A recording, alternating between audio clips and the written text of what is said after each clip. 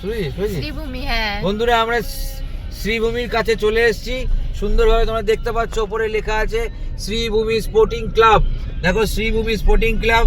আর মহালয়া আসতে 7 দিন থেকে 9 দিন বাকি আছে। আমরা শ্রীভূমি স্পোর্টিং ক্লাবের কাছে চলে এসেছি। তোমরা দেখতে পাচ্ছ, সবাই দ্বিতীয়া থেকে তৃতীয়ার মধ্যে শ্রীভূমি উদ্বোধন হয়ে যায়। তার আগে আমরা শ্রীভূমির একটু স্ট্রাকচারটা দেখিয়ে নিচ্ছি তোমাদেরকে, যাতে তোমাদের ইন ফিউচার সুবিধা হয়। এই বাদিকে স্টল থাকবে অনেক, সেই স্টলগুলো রয়েছে। সুন্দরভাবে প্যান্ডেলটাও সাজানো হয়ে গেছে। আমরা কি হবে, কি থিম এখানে? থিম তো বলতে পারবো না, থিমটা বলা যাবে না বন্ধুরা, থিম জানিও না। সুন্দর শ্রীভূমি তোমরা দেখতে পারবে। লেফট হ্যান্ড সাইডে এখানে ঘোড়া রয়েছে, তার পাশ দিয়ে চলে যেতে হবে। এই সোনি থেকে পাওয়ারের মেশিন চলে এসেছে।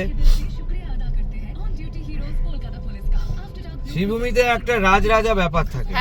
যাই থাকে, এই দেখো বাদিকে দেখো ঘোড়া, সুন্দর ঘোড়া রয়েছে বাদিকে।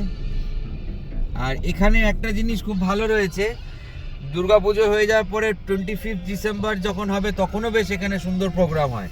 মানে কিছু না কিছু প্রোগ্রাম, বিজনেস এর মধ্যে এখানকার মানুষ জড়িয়ে থাকে, ভালো লাগে। এতে এই যে শ্রীভূমির এন্ট্রি গেটের লাস্ট ফিনিশিং টাচ চলছে, খুব ভালোভাবে কাজ হচ্ছে। লাস্ট ফিনিশিং টাচ এই লেফট হ্যান্ড সাইডে এন্ট্রি হয়ে আমাদেরকে যেতে হবে। এর ভেতরে গিয়ে মাঠ আছে, সেখানে পুজো হয়। আর এইখানে নতুন বাস, পুরনো বাস দিয়ে প্যান স্ট্রাকচার হয়েছে। আচ্ছা, নতুন পুরনো বাস, সব রকম বাসই ব্যবহার করে। যেমন দেখেন এখানে নতুন বাসে হচ্ছে, পুরনো আছে, দেখে নিন। সেটা দেখে বুঝে নিতে হবে কোনটা নতুন কোনটা পুরনো। শ্রীভূমি প্রত্যেক বছর আসি তো ঠাকুর দেখতে। সত্যি দুর্গাপুজো মানেই কলকাতা, দুর্গাপুজো মানেই গাইস কলকাতা।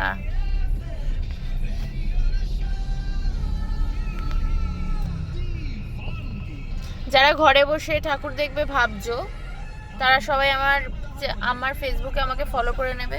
আমরা দেখানোর চেষ্টা করব। হ্যাঁ, আমরা সবাই মিলে সব পরিবারের সমস্ত বন্ধুদেরকে দেখানোর চেষ্টা করব কিভাবে পুজো হচ্ছে, কোথায় কি রকম পুজো হচ্ছে।